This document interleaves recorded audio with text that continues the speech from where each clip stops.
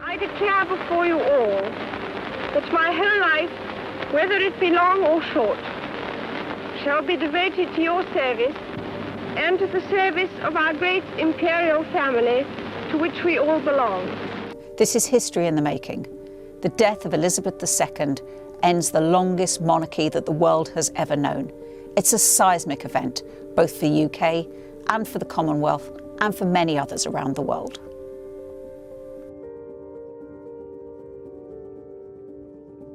The death of the Queen was announced by Buckingham Palace. It was done on their website, on their Twitter feed, and as a press release to media organisations. Of course, as well as telling all of the Queen's subjects here in the United Kingdom, the news has also been relayed to her subjects across the Commonwealth, and representatives from all Commonwealth countries would have been informed of the sad news.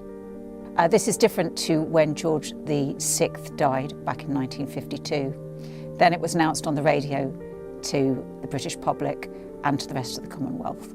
The passing of King George VI came as a sudden and most grievous shock to his people all over the world and to all friends of the British Empire and Commonwealth. The death of a monarch is also marked with a notice on the railings of Buckingham Palace in London and Holyrood House in Edinburgh. Those in the UK might also see that the Union flags flown on public buildings have been lowered to half-mast. The Union flag is the UK's national flag, and this is different to the Royal Standard, which is the monarch's own flag. The Royal Standard is flown wherever the head of state is in residence, and since the Queen's death, this now instantly signals the whereabouts of the new monarch, Charles.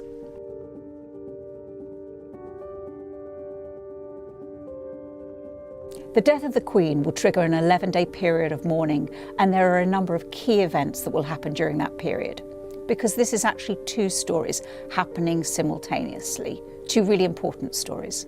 One is the death of the Queen and the events leading up to her funeral, but the other is the ascension of the new king. So let's talk about Charles first. Charles will make an address to the nation, his first as king. And then there will also be a public proclamation. He'll call together a group of his advisors, the Privy Council, and then heralds will go up onto the roof with trumpets and in full regalia and announce that the country has a new king. And I like to think about this from how the origins of these traditions still impact in the modern day, because I think it's helpful to imagine how this would have played out in a time when we still relied on horses to convey news, in that the news will go from Westminster, from St James's Palace, where this first proclamation happens, and it will start to ripple outwards across the UK and across the world.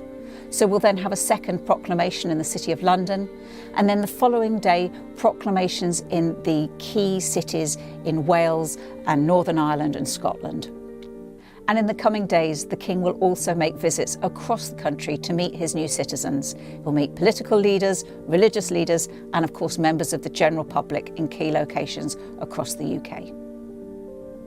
I think it's hard to underestimate just how seismic this event will be, and how widely Queen Elizabeth will be mourned here in the UK and in the Commonwealth and around the world. For most people on the planet, they've only ever known Queen Elizabeth as the monarch of the United Kingdom. She's been the world's longest reigning monarch. She's travelled across the world visiting presidents, prime ministers and other leaders, faith leaders, celebrities, as well as many ordinary people that she's met in her travels. She's touched the lives of many, many people, and I think there will be an outpouring of grief all over the world. The last death of a monarch here in the UK was George VI back in 1952, and that was before television was a widespread media. So the Queen's passing will be the first major televised passing of a monarch in the UK, and it's going to be an incredibly moving and visual event. After the notice has been put up and the flags lowered to half-mast, we'll see gun salutes in many key locations across the UK, including Hyde Park and the Tower of London. We also expect the public to show their support for the Queen by coming to London, both to lay flowers and then to visit her in the lying of state. I think if you cast your mind back to the death of Diana in 1997 and those extraordinary scenes outside Kensington Palace with tens of thousands of bouquets laid, I think we're going to see something very similar here for the Queen. In the first 24 hours or so, the authorities will allow the public to lay flowers outside Buckingham Palace, but after that there will actually be specially designated areas in St James's Park and other locations like Windsor where members of the public can lay their own personal tributes.